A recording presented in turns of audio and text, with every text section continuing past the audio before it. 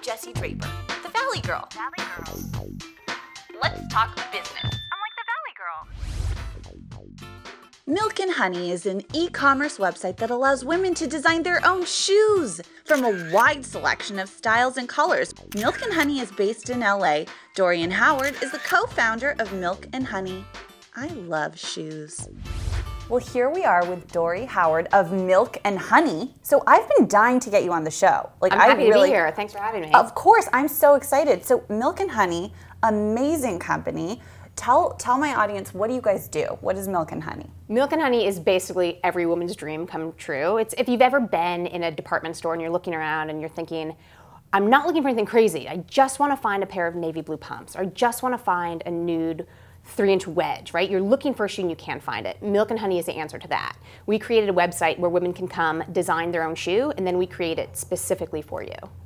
It really is every woman's dream. So you would take, one of these shoes, all Milk and Honey shoes, by the way, and I would say, okay, I love this, but I'm pretty tall. So I don't, I don't need the platform in addition. I could just kind of lose the platform and I could make that on your site. Absolutely. So you could start with a shoe and you can say, I want a 2-inch heel, and maybe you aren't into orange this year, you're into emerald green, change the color, change the heel height, and purchase it. And you make it super simple, because I was playing around with your site and you make it while I was shopping actually, but you make it super simple so it's not intimidating at all. Absolutely. Which is nice. I mean, we wanted it to be, listen, shopping is fun. So you don't want the process of designing your own shoe to be laborious, right? You want it to be fun, you want it to be exciting, you want it to have options but not feel overwhelming. You know what's interesting too is even people who say, oh, I'm not very creative or whatever, they always know what they like and they know what they want.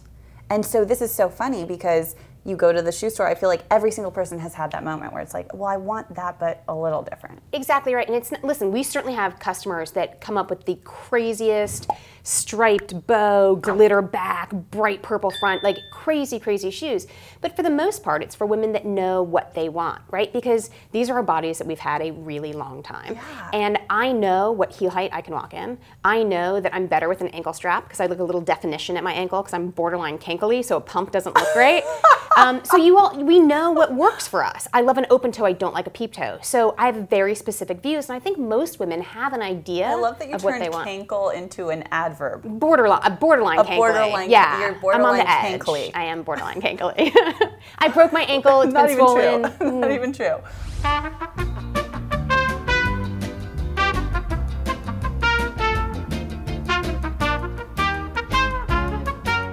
So you started this with your sister. Yes, my older sister. And how was that?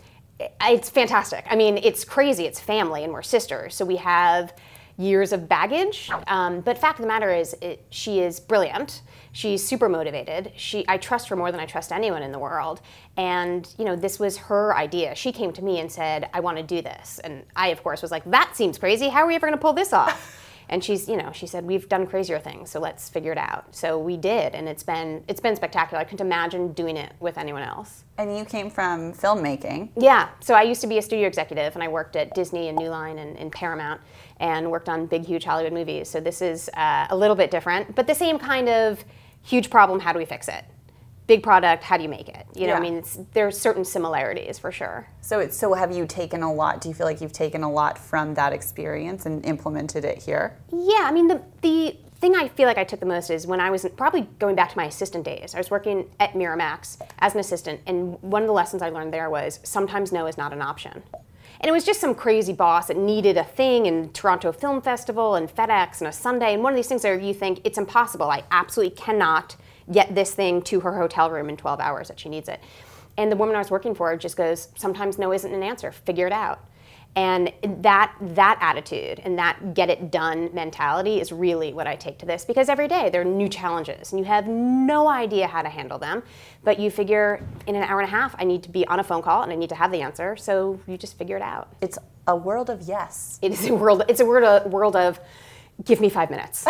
And and especially when you start out, and it was just me and my sister in the beginning. Obviously we had to test, we had to figure, we didn't start off with a big staff. So, when I had questions about international postage or shipping or exotic materials, you don't have anyone to ask. You don't have an IT department. You don't have a human resources department. You go to Google and do your research and come up with the answer. And the things you have to educate yourself on are so far beyond. When we started, it was, can we make something? Can we market something? We figured, this was a pretty decent place to start, but it is, the problems that come up and the things you need to deal with are so much grander than you ever possibly could have imagined or any business plan could have possibly highlighted. Well, and it's like a technology company too, because there's the whole designing the shoe online and it's so interactive. Yeah. So you're running did you ever anticipate that you'd be running a technology company? Well, we were both really excited by the technology aspect of it. That was a big impetus for us to get started with it. We both have always kind of been tinkering in it and really enjoyed the tech side of things. But even that is far more complicated. And what I guess the thing I didn't bank on is technology moves so quickly. So when we first launched our site, we built it in Flash, and 3 months later iPads came out. And all of a sudden nobody was using Flash anymore because it wasn't compatible with an iPad. And then you look at the numbers on iPad sales versus desktop sales and you think, oh my God, how do we have a product that's not compatible with an iPad? And 6 weeks ago we were great, now we're dinosaurs. And that I feel like is something that is surprising, that you just have to move so fast because technology just keeps chasing you.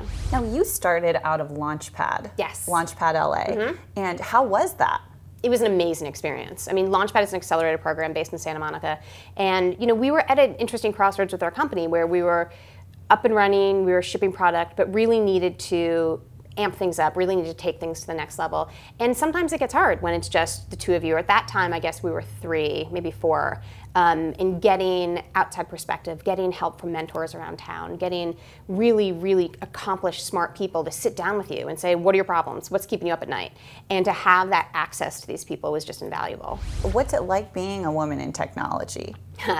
Listen, I've never been anything else, so I don't know. Yeah. I think the harder thing is being a woman in technology with a female skewing product. So when you walk into a room of VCs that are not necessarily my demographic. That is so interesting. Yeah, there's no, because for you, you had an emotional connection to our product, right? You understood it. I get it. I get shoes. I know how much I love shoes, which is like an infinite amount. Like I couldn't even give you a number of like how much I love shoes, but men are just not quite as excited about them. Get it. They'll say, well, how many shoes does a woman buy? Or like, does she really need that many pairs of shoes? I always say, check your credit card bills. Yeah. Like, the answer is a lot and expensive, and yes. Brian Lee, the CEO of Shoe Dazzle, said, if you can, I'm going to butcher the quote, but if you can figure out a way to make money off a woman feeling beautiful, you've got a great business. And I connect with that. Well, you are fantastic. This is amazing. I mean, I can't believe how, because how big are you guys right now? How many? We're a team of employees? 8. You're 8, and you're shipping shoes to all over the world. Yeah. We're working hard. That feels pretty good. Have you seen people walking down the street with your shoes? There was a woman probably about 2 weeks ago, and I was at the Coffee Bean, and I saw her shoes, and I was looking at them, and I finally I had to ask, because I've seen people, like friends of friends or people I know, I'll see at parties, like, oh, I'm wearing the shoes I got from you. But to really just see them walking around town was a moment for me. I was like, I feel like I've been like discovered for the first time. Like this is, it was a really powerful feeling. What a wonderful feeling. Yeah. Oh my goodness. Well, you are clearly a great entrepreneur. Thank you. Have created an incredible company, and it's based around something I just love. So I'm very excited about it. What is one piece of advice you would give to a woman who is, starting out with an idea she has and wants to make it a feasible company? I think take a minute and like be quiet to yourself and think, am I creating something people want? Is there someone out there that's already doing this and doing it better? And if you are creating something that's unique, if you're creating something that's better than anything else out there, then go do it. Like run 100 miles an hour. Don't get, caught up in like the business plan and the financial model. Like do all that stuff. Yeah. Because you need a path, but 10 minutes into your journey, you're gonna be off path anyway. But it's kind of nice to be able to come back. But it's really more about just do it. You can't wait for anyone to give you permission to do it. You can't wait for anyone to give you money to do it. You just need to have unwavering conviction in your idea, unwavering conviction in your abilities, and just go run. That is such a great piece of advice. I love it. I would love to end on a shoe dance.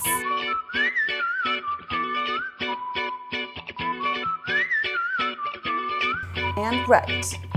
Right. We need music. Left. Left.